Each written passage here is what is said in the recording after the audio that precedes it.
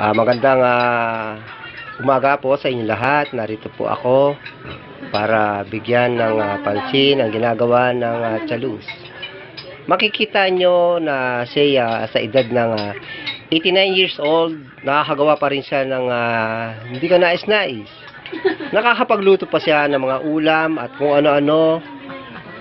Yan. Nakapaghimay pa siya. Isipin nyo yan. Tinan nyo. Kahit malabo na ang kanyang mata, nakapaghimay pa siya ng balat ng lumpia.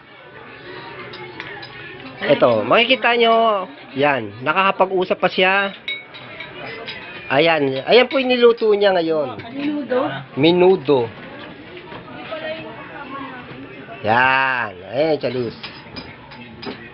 Yan.